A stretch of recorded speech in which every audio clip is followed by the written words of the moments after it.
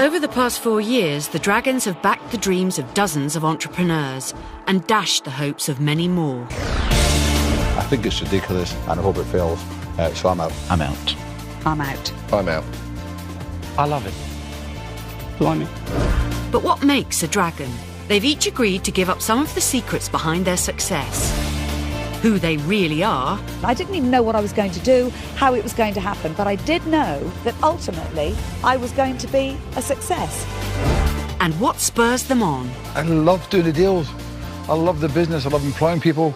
And every entrepreneur I know says the same thing. Tonight, we're with the new boy in the den. I like it. I like anything that sparkles. I would be interested in making an offer. I will offer you £200,000 for 40% of the business. He's calm but calculated.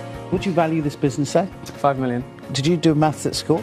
The quiet assassin of the den. He doesn't speak much, but when he does, it's like... That just killed it for me.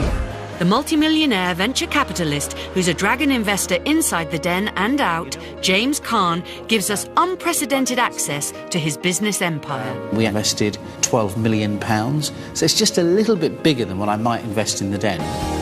His personal life. I actually responded to an advertisement that I had in the newspaper, and while she was telling me a bit about her background, I was thinking, have I got the job for you, but it's not the one you applied for. And we find out what happens to those successful entrepreneurs after they leave the den with his cash. We're working with some big contacts in London, and that's all come from Dragon's Den and James Caan. It's been fantastic. Aged 48, James Caan and his family live in London, where his daughters Gemma, 21, and Hannah, 20, are studying at university. And the girls are having to get used to living with a dragon. Everyone's always asking us, do you think it's really weird watching your dad on TV? And honestly, no. But when I look at the TV and I just see him there, I just think, oh. Yeah, I just think he's a dragon. I think he's one of them. I don't think, oh, that's my dad. When he comes out with his one-liners, his cringe one-liners. It's so typical of Dad. Hi, Caroline. I'm James, and I'm bored, and I'm out. When you came up with the 1.8 million, did you do that? That's just something my dad would say. That's just what Dad is about. When he does the cringe one-liners, I think, oh, that's my dad. 2007 saw the departure of Richard Farley from the den. This left a vacancy for a multimillionaire menacing enough to compete with the other dragons. Step forward, James Caan. I just thought it'd be a great experience, so I made that call, as we say in Dragon's Den. I'm in. What you have to remember about James is he's a professional investor outside the den. That means that he's actually brought a level of sophistication into the den and professionalism that I think has raised the game for the other dragons. Thank you, Theo, for spending my money for me, but I'm quite capable of making those decisions. I've been running businesses, being the chief exec, being the chairman, and all of a sudden you walk into the den and really, I'm not joking, it's like being at school, it's like being the new boy. Can you just run those numbers by me again? James may have impressed the business world, but the flamboyant new dragon became a target for his more experienced rivals. I think he brings a little bit of Miami Vice to the den. Dragon's Den was in need of a little bit of spice, a bit of colour, and in came Jimmy C. He dresses up in comical clothing. Who wears blue suede shoes?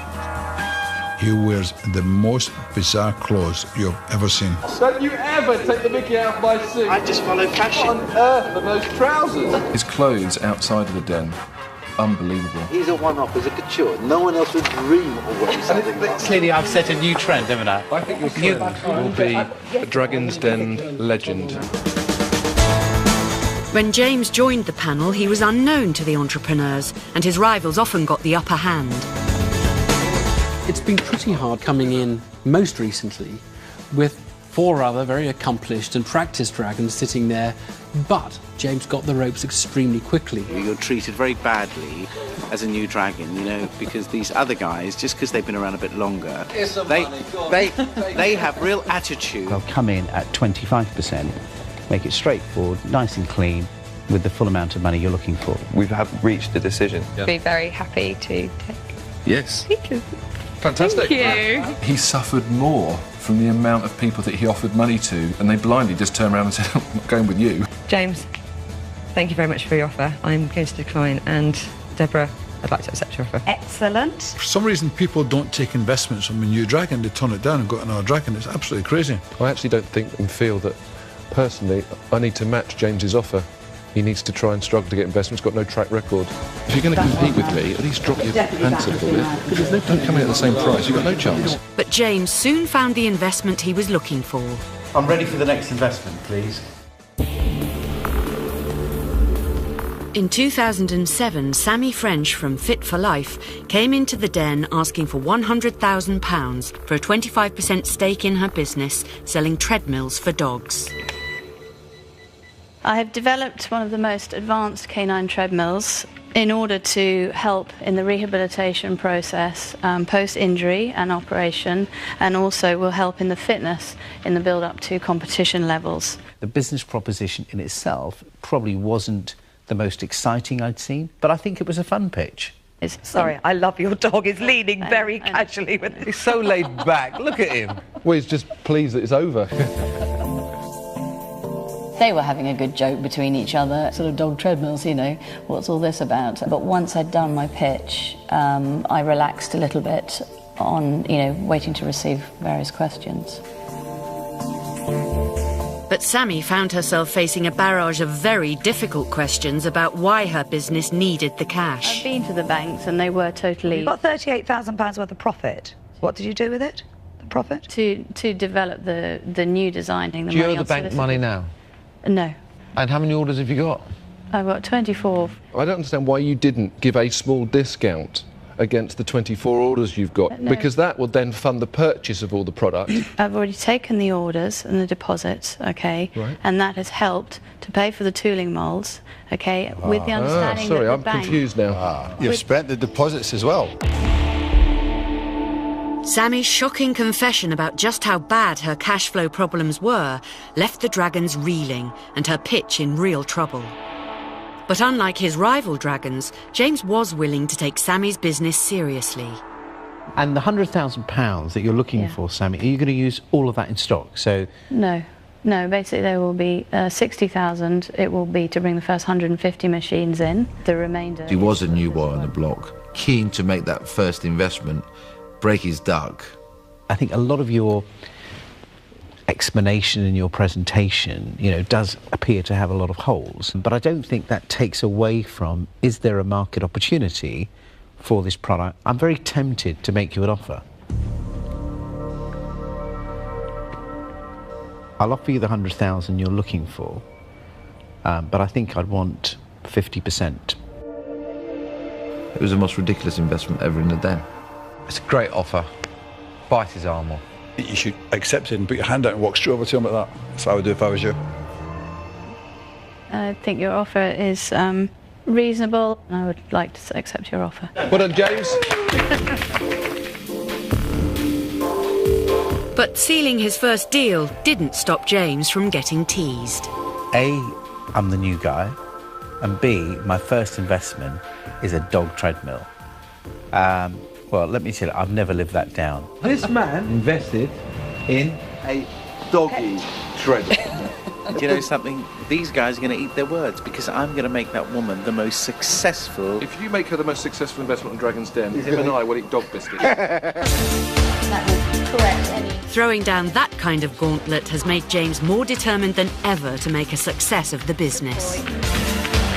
Working with James has been an amazing eye-opener. James has taught me some really, really valuable things about business. We've now pushed out worldwide. In terms of sales, well, you know, I'd predicted in the first year in the Den that I could do 300 sales, but we're almost at 400 now, and we're not even at a year. I have just been allowed to start actually taking a salary from the business, and that is the truth of it.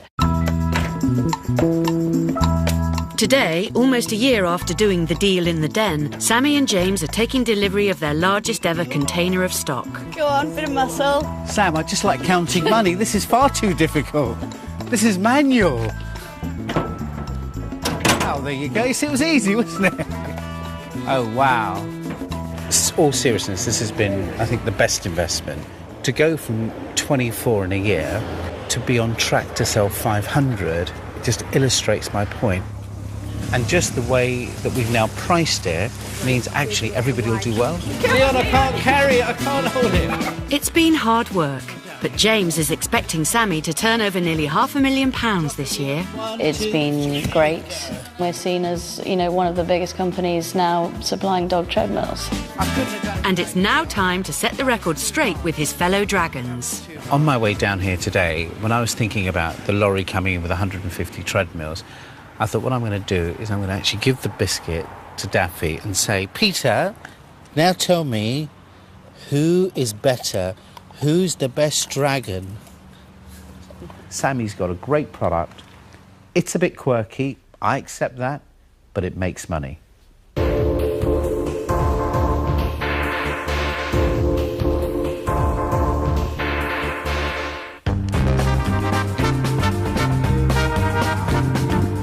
After a busy day in the den, it's straight off to another important meeting. And whereas some of us might hail a taxi, James calls for a £2.8 million helicopter. The day job doesn't stop because you're filming. My business carries on. And I think to film a series of Dragon's Den, you know, is up to 20 days. And to take 20 days out of your normal business activity is really challenging. OK, we're going now, Mr. Caan. Thank you, John. Eyes on the road, John. This year, I think it's a little bit more of a level playing field. And I also think, from my point of view, that because when people walk in now, they sort of immediately recognise me too, I feel a bit more established in there, so it's been great.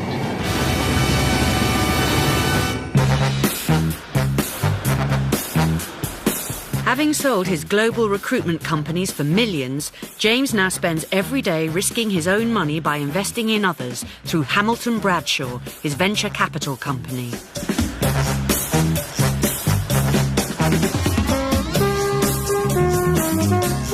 One of the things that makes Hamilton Bradshaw quite unique is, unlike a lot of private equity firms which invest funds on behalf of institutions, pension funds, etc., my company only actually invests my own money.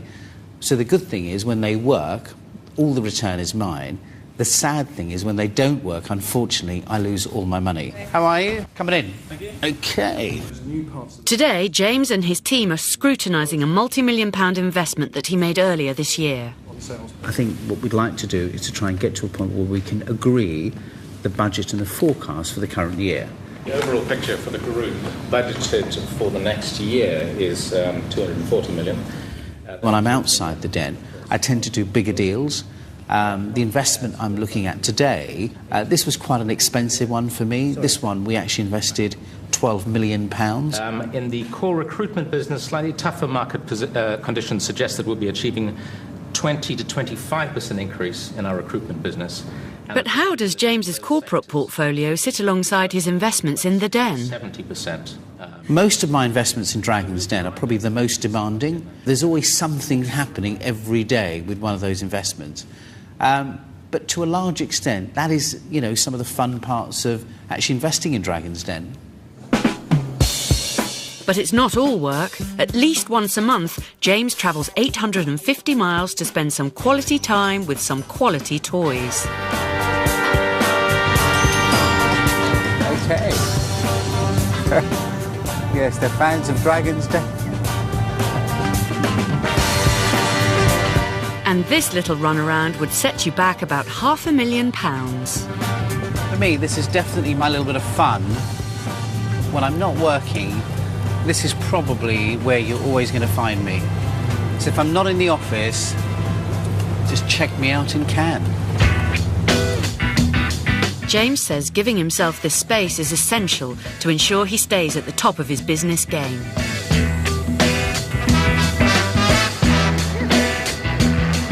My life in London is like being on a treadmill. I'm going from 8 in the morning till midnight, 7 days a week.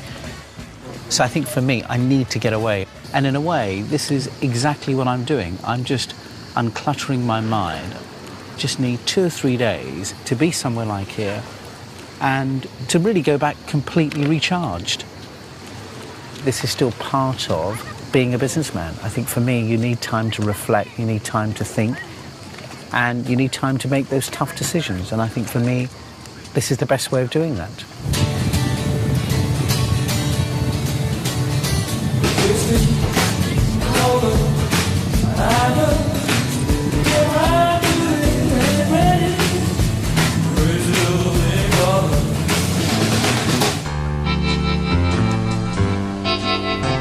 Spending time at his seafront apartment in Cannes also allows James to see more of his wife, Aisha. This is the place that I love just to get away.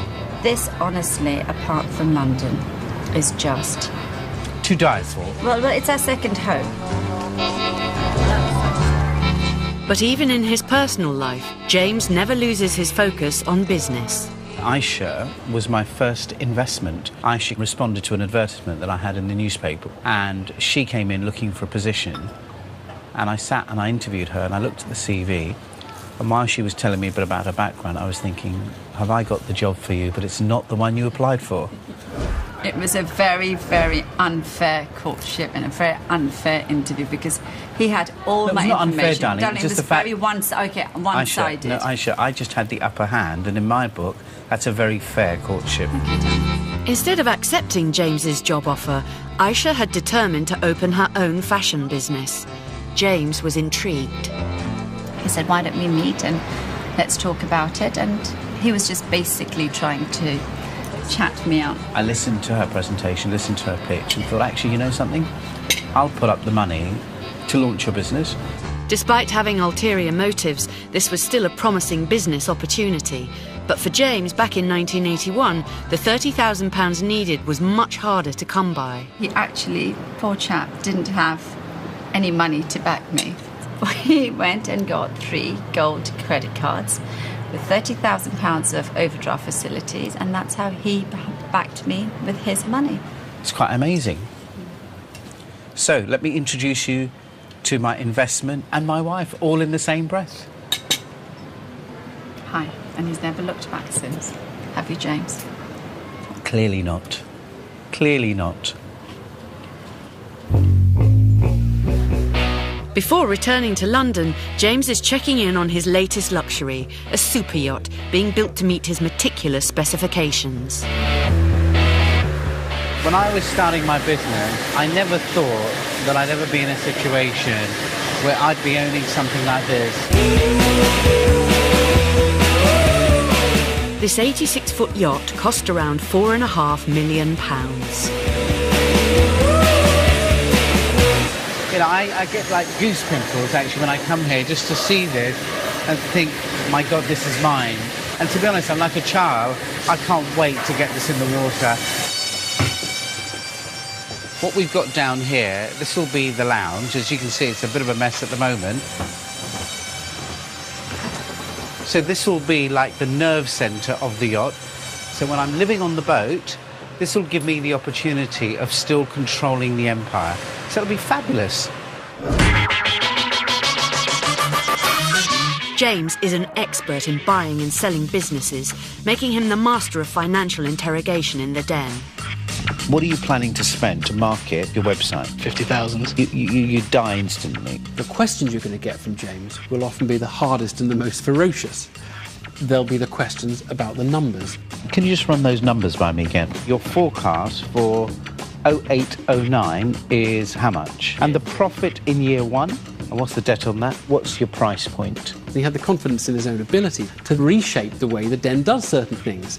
He said, these deals don't have to be that simple. We can make deals more complicated and more interesting. If you deliver the numbers that you've said, I would be happy to come down to 40%. I'll drop to 20% in year 2 if you deliver your number. The other dragons realise this is what the professionals do, and they're now trying to copy it.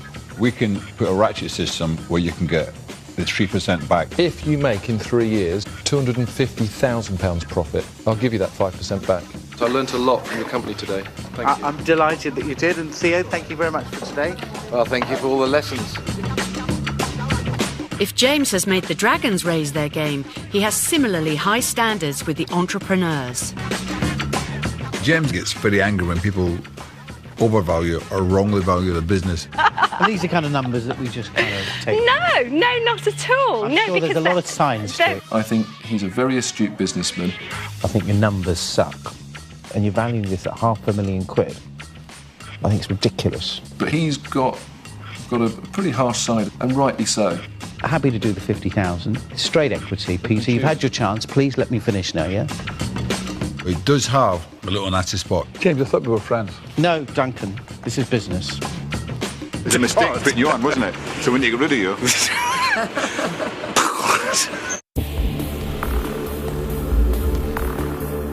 Back in 2007, one of the most memorable characters came into the den. 38-year-old Laban Rooms from London. He wanted £60,000 in exchange for 20% of his gold-plating franchise business. When Laban first walked through the door, I thought he was a very charming gentleman, very smart, very passionate, incredibly nervous. Hello, Dragons. Midas Touch is a specialist gold plating firm. We're able to apply 24-karat gold plate onto any metallic item. I would like to show you a demonstration, if possible, of gold plating a mobile phone case. What I'm doing at the moment, I'm actually activating the metal. What took me back with Laban was how his journey through life has been really challenging. I've always been entrepreneurial. Came from a very, very poor family. When I was 11, I started my own hedge cutting business. Basically, in '97, I lost everything, yeah? My mum fell ill. I split up with my girlfriend, and I'd lost all my money. Laban's charisma had won over the Dragons, but once they probed him on his numbers, it was a different story. Laban, can I try and get to the bottom of the franchise? A franchisee pays you £10,000. How much a year do they earn? How did I do with my financials in the den? Well, it kind of all went to pot. You make approximately about £1,000 a week. Profit? Profit. 50,000 a year? £50,000 a year. Sorry, not profit, turnover of £1,000 a so week. 52,000. His numbers clearly were not his strong point. I've got the figures written down. To be honest with you, they're a bit jumbled in my head right now. But if we can go on the basis, can we go on the basis that... But I don't want this to be happening. How much is a franchisee going to earn? It's Deborah? one number. And I can feel it now. It was this, oh no, please get it right, please come up with a number. And he didn't.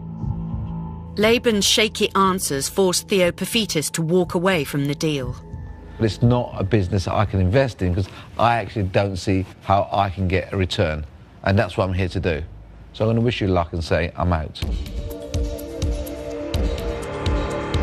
And before long, there were 4 Dragons out. Well, I'm out. I'm not going to invest, so I'm out. I'm out. But James had seen something in Laban's pitch that his rivals had not. I like it. I like anything that sparkles. But do I believe that you, as a person, could build a business in what you do? I have what it takes, you know. Laban had one last chance to convince James to part with his cash. I did the Sri Murugan Hindu temple. Yeah, if you go into the Hindu temple, the first thing you see is a 40-foot tower that's been gold-plated. I did that. They fly me to Cairns. Why? To gold plate. Laban, I'm going to give you the money. When he made me an offer, I consciously restrained myself from going, yes! Laban oozes that real passion and that desire for success. And I was convinced that with me, we could create a real business. James, well done. Yeah, it's a Thank good, you. It's a good punt. Great guy. It's a good guy. James had an immediate impact on Laban's business model.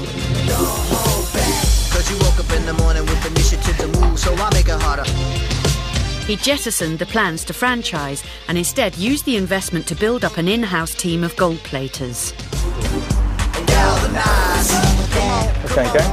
I think my faith in Laban has been well placed. He is hard-working, he is determined, he is committed. He is in a very challenging and highly competitive market. You know, some of the retail products we've got have worked out really well. Some of the products haven't done as well as we thought they had. In the 12 months since he left the den, everything from cigars to human masks have been given the Laban gold-plating treatment. And his latest innovation involves getting some major pop stars in on the action. Yeah, so basically, we're in talks with like Shaka Khan, Mary J. Blige, Elton John, and basically their signature will be laser engraved on the back of an iPod, and their latest album downloaded, and then crystals put around.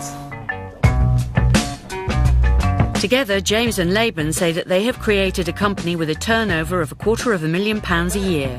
But Laban has been left under no illusions about what a dragon expects in the world of business. James does tell me off sometimes. You know, he doesn't speak much, but when he does, it's like, you know, he doesn't mince words, basically. Laban is fun to work with, but he is hard work too. The guy runs 100 miles an hour. He works 7 days a week.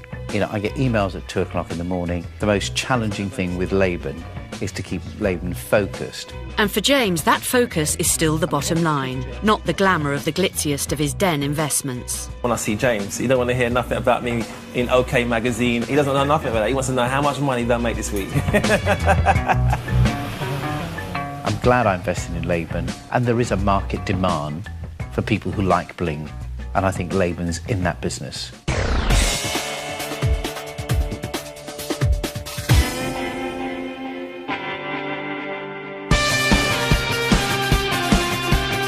Coming up, we find out how James built his business empire from humble beginnings.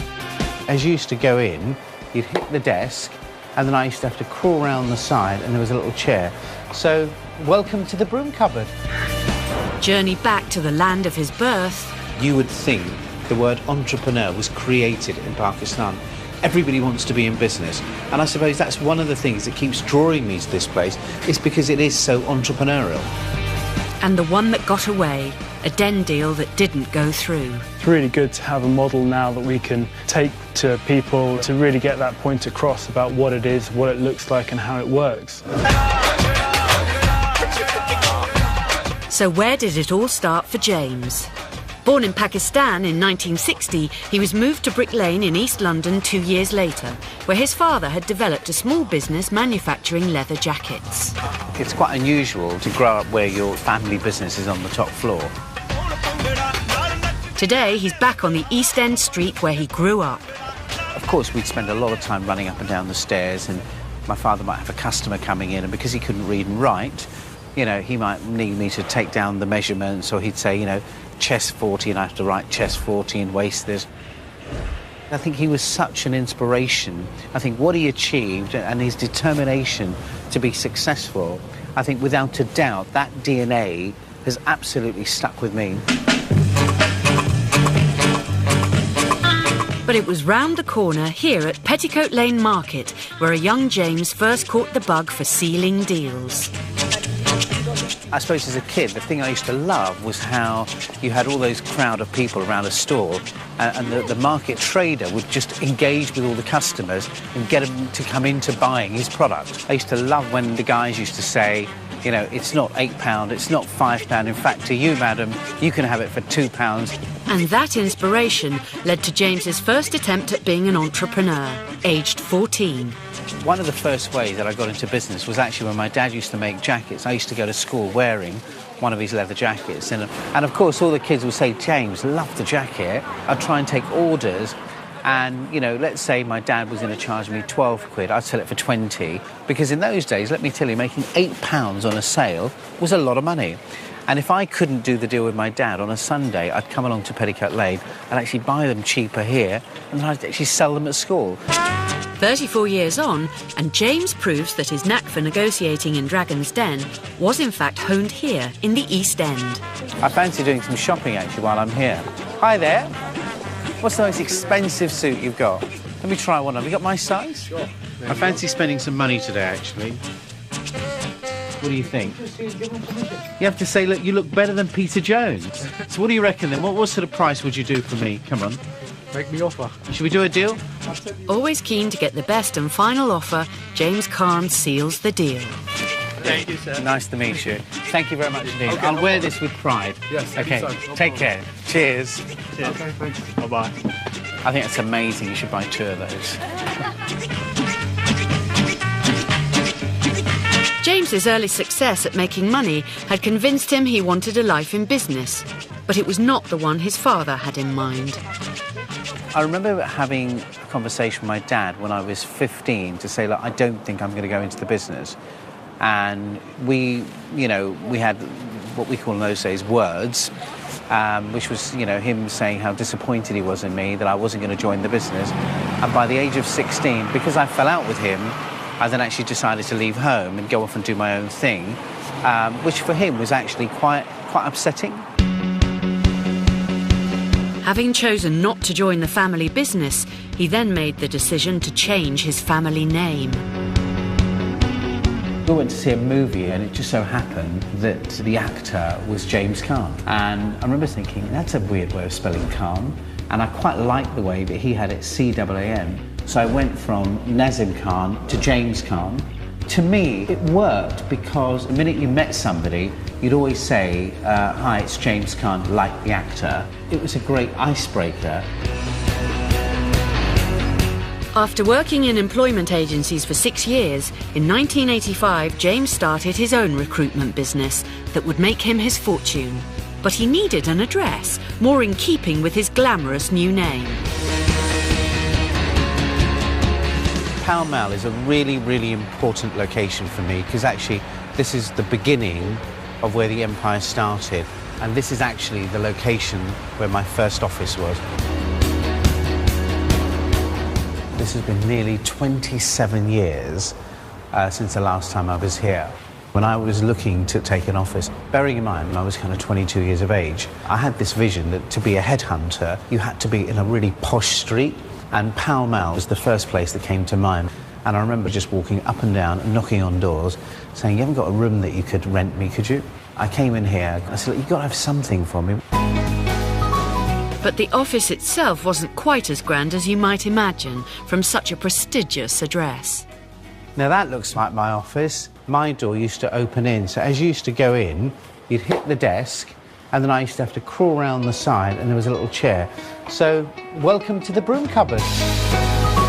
James chose Alexander Mann as the establishment-friendly name for his new company.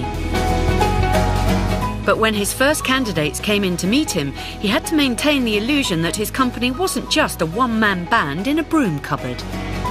As a headhunting firm, candidates would come in and see me. So in Bob would come at 4 o'clock, and reception would call me and say, James, your candidate's arrived. Bob, I said, fantastic. But of course, I had nowhere to interview him. I had nowhere to meet him because my office, you couldn't swing a cat in there. So I'd run downstairs, oh, hi, Bob, really nice to meet you. I said, Bob, God, it's so busy today.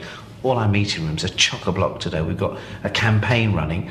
Are you OK if we just pop down to Ritz and we could just have a quick coffee there? He'd say, oh, OK then. And of course, we'd go out and we'd walk down to Ritz.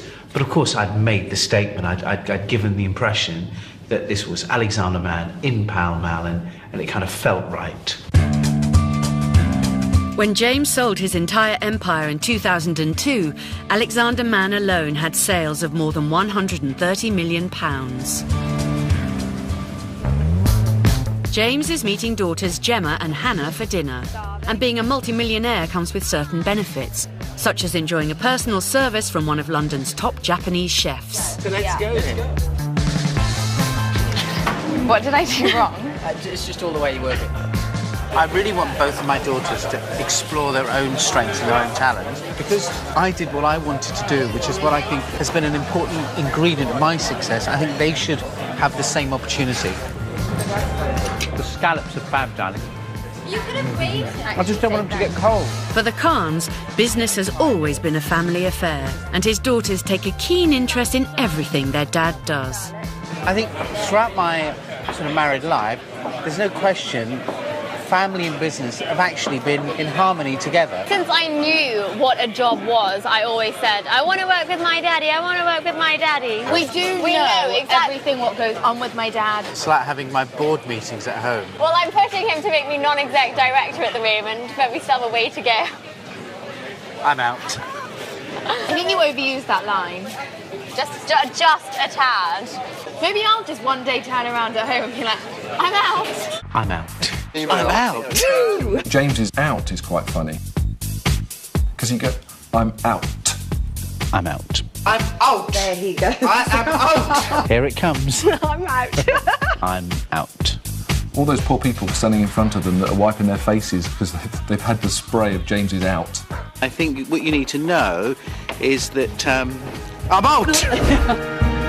Many entrepreneurs' hopes have been shattered by those immortal words, but James is always on the lookout for the next win-win deal. James likes business for business' sake. He likes the money, but he also likes the process of business. As long as everybody adds value, then generally you get on. James has become known as a dragon who can surprise and see potential where his rivals can't. I like it. Luckily, when all the other dragons say no, there is always James Caan. I'm very tempted to make you an offer. If there's an opportunity that doesn't quite work, I think I'm probably more likely to think outside the box about investing in the individual, not just in the product. I will offer you the whole amount, £200,000, for 40% of the business. OK, James, we've decided to accept your offer. I think you've got yourself a deal, guy. During the last 2 series of Dragon's Den, James has pledged to invest over £700,000 in 11 businesses. I'll be happy to make you an offer. I would want 50% of the equity. I shall take you up on that offer. But although hands are shaken in good faith, on occasion the deals don't always go through. Due diligence is the boring bit of doing a deal. It's a complicated and difficult process. It's the equivalent of doing a survey on a house. That means that there's always that little space between when you've agreed it and when someone might find a reason to drop out. In 2007, James Brown and Amanda Jones from Red Button Design came into the Den with an unusual proposition for the Dragons. In exchange for £50,000, they were willing to give away 10% equity in their prototype invention, designed to transport and purify water in the Third World. Currently, individuals in sub-Saharan Africa have to walk up to 6 kilometres to find a safe drinking water source. With the Roth, the user could walk to the nearest water source, which on average is just 1.2 kilometres away, and collect 50 litres of water. As the user rolls the unit back to the community, the mechanical movement of the wheels drives a filter system through the tank. The user can then drink or otherwise safely store the water for later use. For me, by the time she'd finished her presentation, I was almost like, I'm in. We have a product that isn't desire-based, it's needs-based. It solves a life or death problem. They touched a nerve, I think, with all the dragons. When we went and pitched to the dragons and spoke about these issues, they could cast their mind back to situations they'd been in, and I think that's very powerful, and I think that they could instantly see the benefit of the product from this prior experience that they've had. I think this is an excellent idea. I was in Kashmir recently, you know, when all the earthquake happened, and just no access to water, and they were spending fortunes in getting water, you know, up and down those areas. James could see the potential benefit of the product, but was this a business in which he could invest? I think you've got to remember you are still a dragon and you're making an investment to make a return. What does it cost? What do you sell that for? The retail price is approximately £20. So what's £20 like in Bangladesh? I mean, how expensive is that in that sort of region? It's prohibitively expensive for an end user. It would need to be funded by the organisations that do the type of humanitarian work there. The pair had impressed James, but also had an unnerving effect on his rival dragon, Theopophetus. It's been a long time since I've seen something so impressive. I'm going to make you an offer for all the 50,000. And I don't know what percentage I want. I'm just going to sit back for a while now. OK. Thank you very much. My business head disappeared. It wasn't about the business. When Theo offered all the money, he said that he didn't know if he wanted to take any equity. It was a brilliant feeling. What I'm suggesting to everybody is, look, if everybody is keen on this, all chuck £10,000 in and make this happen. I must admit, I was completely thrown by that, because that wasn't a kind of a dragon-like investment. I would lob £10,000 in. I'd be very happy to put the 10,000 in. Absolutely, I would. This was only the second time that entrepreneurs had managed to unite the rival dragons and get an offer from all five. £50,000 for just 10% equity in total. I don't think anybody goes up those stairs expecting that kind of a response. So we were absolutely over the moon with it. You have basically an amazing offer from all the dragons. I agree. Well done, mate. Thank you very much. Well done. Well done, guys. Congratulations. So it's a fantastic thing to achieve, to stand up there in front of five of Britain's richest people and convince them that you're worth backing. But 4 months later, the pair walked away from the dragons, having been offered a better deal. We actually managed to find £45,000 of money ourselves through support from Oxford Said Business School. Now this enabled us to start work on the prototype and get to that proof of concept stage without selling any equity. Amanda is now working on the project full-time, and James has made their prototype whilst completing his final year at university. Today they're briefing the designers who'll create the finished product. It's really good to have a model now that we can take to people and to really get that point across about what it is, what it looks like and how it works. See you Amanda. Again. Good to see you again. Nice to see you. So this is it? This is Ross 1 version 1. Absolutely, yep. Fabulous. James's homemade model is able to show their theory working in practice. What we've got here then is the drive being taken straight off the wheel. That's driving the pump. Basically, as I turn this, you'll see water's coming through this. I can see that coming through, yeah. We have now actually made an agreement with an NGO working in India to trial these units in their communities. And we've actually had negotiations with the United Nations and the World Health Organization. See the water coming through and it's, you can see it in here. We've actually got 20,000 pre-orders already in the bag. So I think what we've managed to prove is that we can now move forward. Okay, so I'm now going to be able to drink this. You're going to be able to drink that, yep. Excellent. Cheers. Cheers. Lovely. Having been able to prove the concept, Amanda and James are now seeking new investment.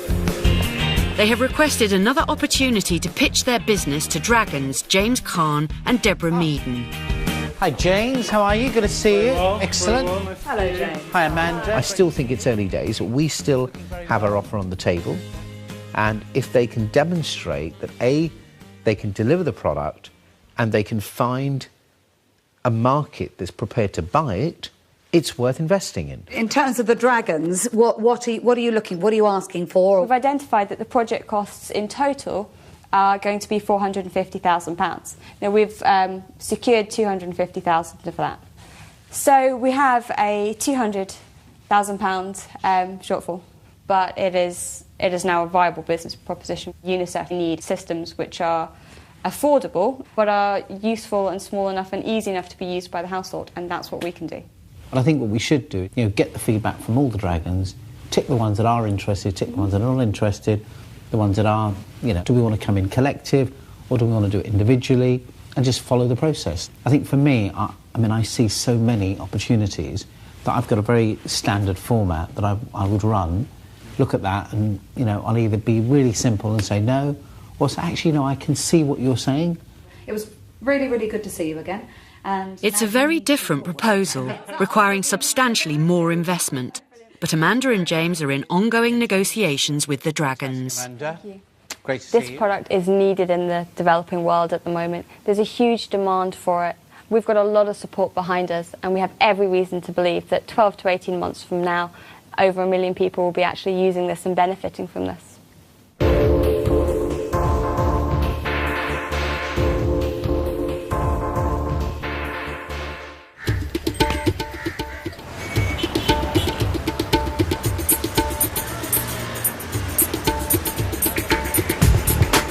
James Caan's investment portfolio is not just confined to the UK. In the last few years, he's become increasingly involved in trying to tap into the entrepreneurial potential of Pakistan's emerging economy. You would think the word entrepreneur was created in Pakistan. Everybody from the man in the street selling samosas, Everybody wants to be in business. And I suppose that's one of the things that keeps drawing me to this place, is because it is so entrepreneurial. And I think there is a fantastic movement of businesses evolving, where today business is grabbing the economy by the throat and saying, you know what, we're going to make this happen. Having made his money in recruitment, James is now trying to emulate that success here in Lahore with a company run by his brother Adam. Hi, Az. Good to see you. Oh, wow. Oh, my God, look at this. And as you can see, things have slightly grown since you were last here. So how many have we got now? The last time I was here, I think you had about 40. We're now approaching around 80 staff. And we target resources to achieve 2 placements per month. I built a business like this in England. I grew that business to a turnover of £380 million a year. If I could replicate what I did in England in Pakistan, for me that would be a fantastic achievement. And do you know what? The money would be good too.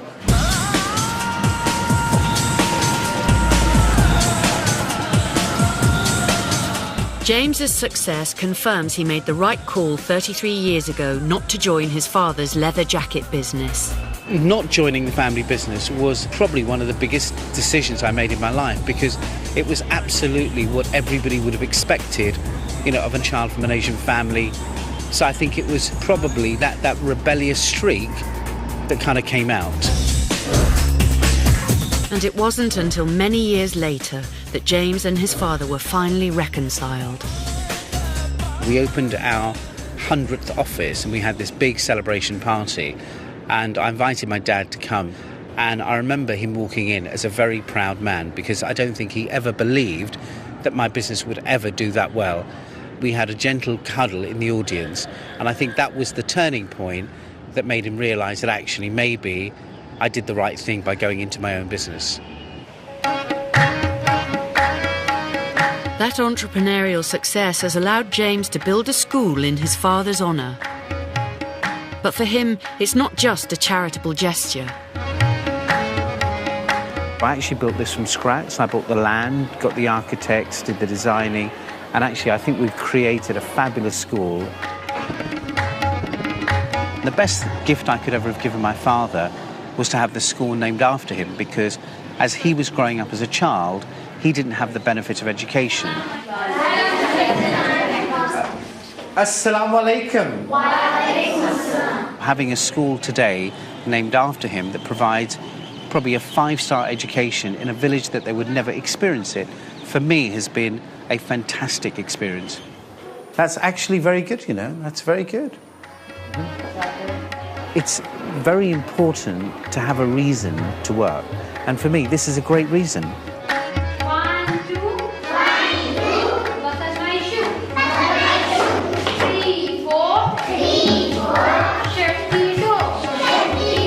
There is a huge shortage of professional skills because there isn't the fundamental education system. By giving them this opportunity, I suppose you're securing their economic futures and guaranteeing them an opportunity to earn a decent wage. Excellent, well done. Very good. Every dragon has his or her little mannerisms, but in the den, James is renowned for one thing. James's signature habit in the den is stroking his beard. He has this habit where he strokes his beard.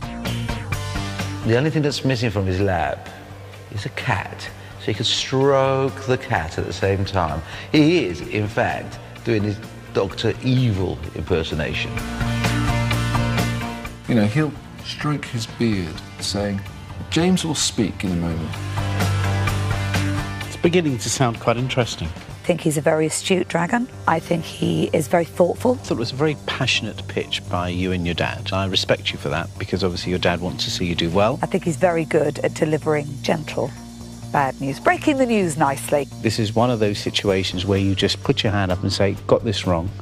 And the best advice I would give you, Roman, is don't give up your day job. I don't have the personality that a Simon Cowell has. I don't have that. It's just not me. Oh my God, that's terrible.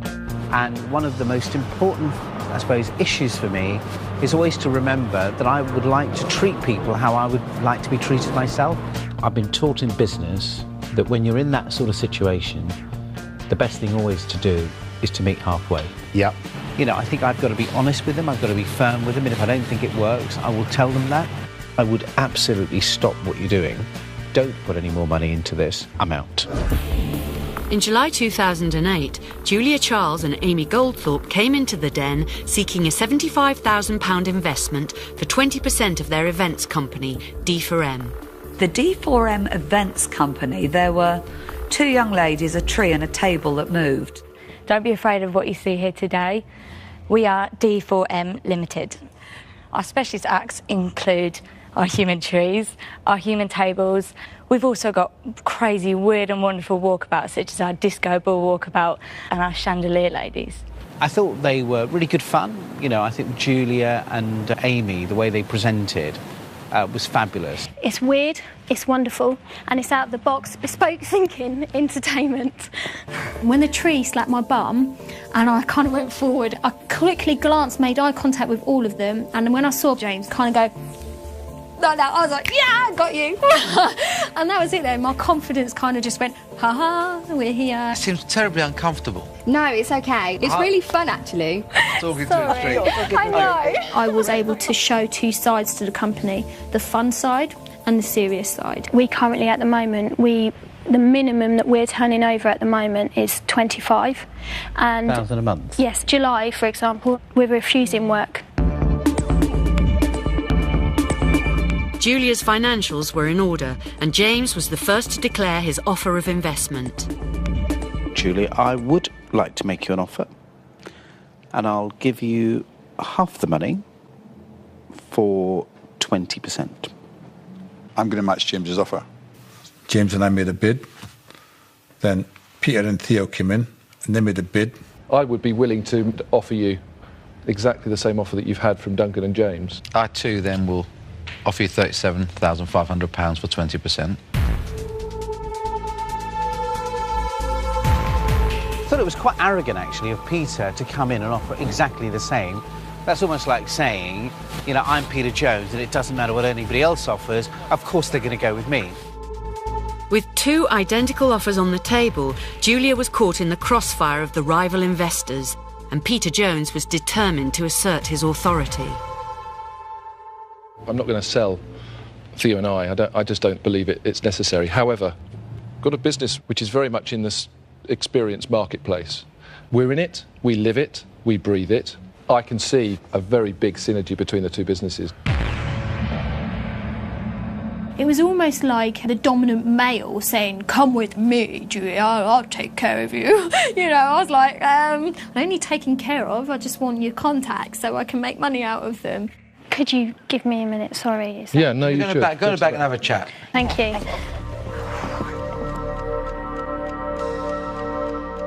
In the Den, I think it was a foregone conclusion that she was going to go with Peter and Theo. Yeah, what the hell are we doing? And even Duncan had written me a little note saying, we've lost this one. Thank you, Peter and Theo. We'd actually like to take up James and Duncan's offer, but thank you so much. And you're welcome. If you're good luck. No, good luck to you. Well done.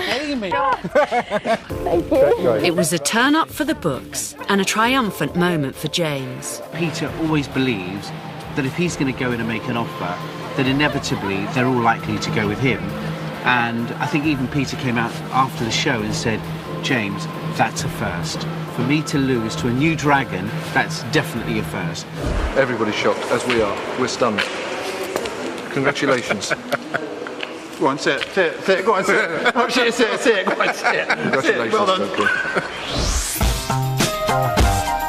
Between shaking hands and signing the deal, the Dragon was soon suggesting significant changes to the business.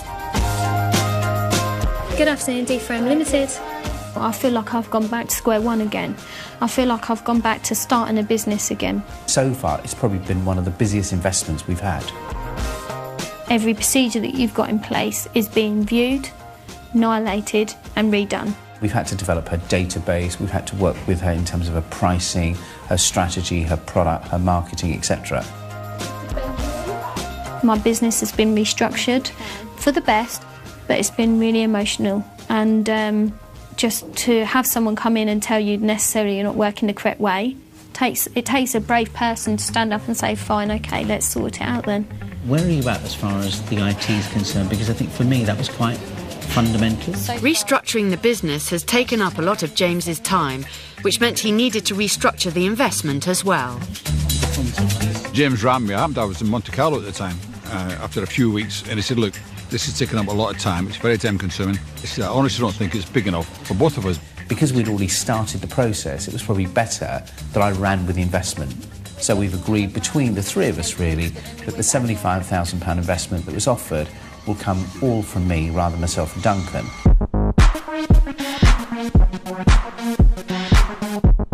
In the last 5 months, Julia has been quick to exploit her Dragon's contacts to win new business. I really like my relationship with James. He instantly introduced me to some big contacts in London. How are you? Fine. Looking very, very glamorous. Same to you. We're working alongside some big high street banks, ones that I could only dream of working with. And that's all come from Dragon's Den and James Caan. Although the credit crunch has made a dent in her forecast, Julia is still hoping to nearly double her turnover to £750,000 in 2009. I made the right choice, definitely. Definitely. I wouldn't ask for anything else. It's been fantastic.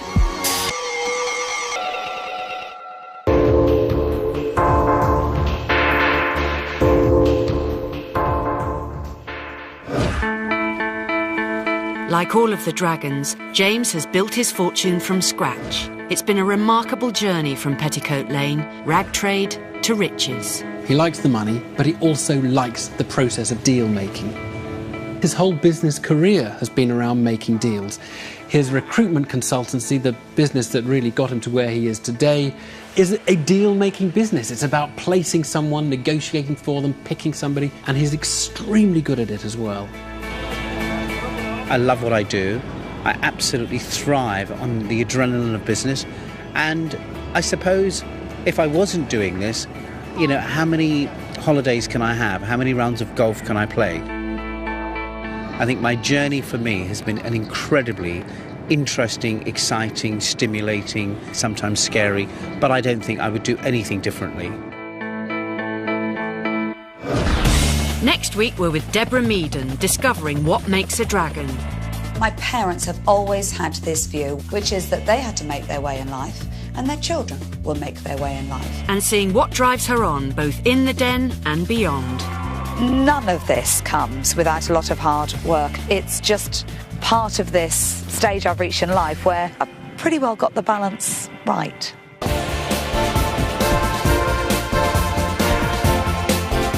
So, for more advice from the Dragons, watch exclusive interviews with them online. And if you think you have what it takes to face them, apply via the Dragon's Den website. Highlights of the weekend's football next on BBC Two, with Match of the Day 2.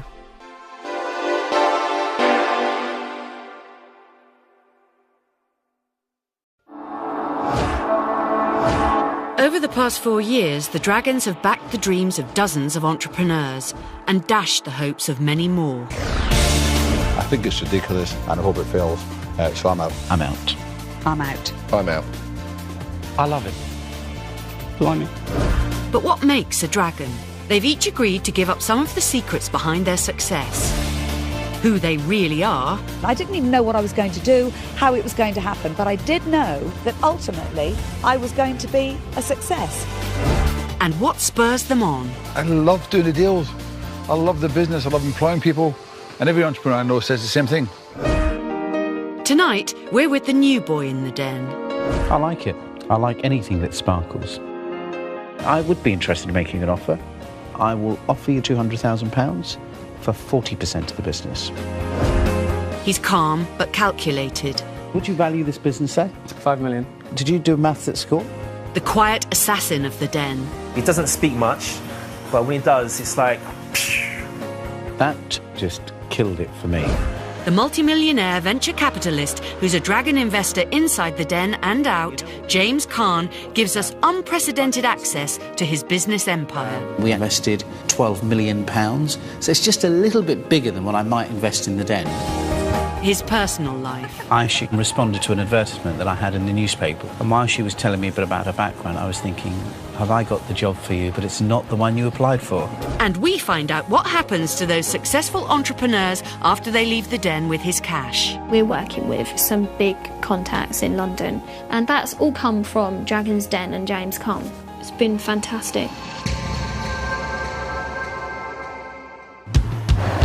Aged 48, James Caan and his family live in London, where his daughters Gemma, 21, and Hannah, 20, are studying at university.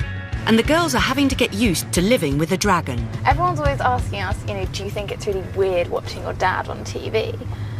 And honestly, no. But when I look at the TV and I just see him there, I just think, oh. I just think he's a dragon. I think he's one of them. I don't think, oh, that's my dad. When he comes out with his one-liners, it's cringe one-liners. It's so typical of Dad. Hi, Caroline. I'm James, and I'm bored, and I'm out. When you came up with the 1.8 million, did you do that?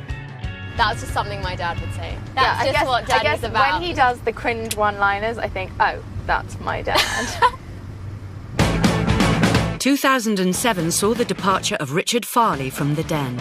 This left a vacancy for a multimillionaire menacing enough to compete with the other dragons. Step forward, James Caan. I just thought it'd be a great experience, so I made that call. As we say in Dragon's Den, I'm in. What you have to remember about James is he's a professional investor outside the den. That means that he's actually brought a level of sophistication into the den and professionalism that I think has raised the game for the other dragons. Thank you, Theo, for spending my money for me, but I'm quite capable of making those decisions. I've been running businesses, being the chief exec, being the chairman, and all of a sudden you walk into the den and really, I'm not joking, it's like being at school, it's like being the new boy. Can you just run those numbers by me again? James may have impressed the business world, but the flamboyant new dragon became a target for his more experienced rivals. I think he brings a little bit of Miami Vice to the den.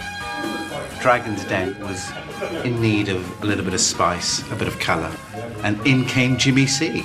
He dresses up in comical clothing. Who wears blue suede shoes? He wears the most bizarre clothes you've ever seen. Don't you ever take the mickey out of my suit. I just follow fashion. What on earth are those trousers? His clothes outside of the den, unbelievable. He's a one-off, he's a couture. No one else would dream of what he's something like. Clearly I've set a new trend, haven't I? I think your trend will be a Dragon's Den legend. When James joined the panel, he was unknown to the entrepreneurs, and his rivals often got the upper hand. It's been pretty hard coming in most recently with 4 other very accomplished and practiced dragons sitting there, but James got the ropes extremely quickly. You're treated very badly as a new dragon, because these other guys, just because they've been around a bit longer, they have real attitude. They'll come in at 25%, make it straightforward, nice and clean, with the full amount of money you're looking for. We've reached a decision. Be very happy to take. Yes. Pictures. Fantastic. Thank you. He suffered more from the amount of people that he offered money to, and they blindly just turned around and said, I'm not going with you. James, thank you very much for your offer. I'm going to decline, and Deborah, I'd like to accept your offer. Excellent. For some reason, people don't take investments from a new dragon. They turn it down and go to another dragon. It's absolutely crazy. I actually don't think and feel that, personally, I need to match James's offer. He needs to try and struggle to get investment. He's got no track record. If you're going to compete with me, at least drop your pants a little bit. Don't come in at the same price. You've got no chance. But James soon found the investment he was looking for. I'm ready for the next investment, please. In 2007, Sammy French from Fit for Life came into the den asking for £100,000 for a 25% stake in her business, selling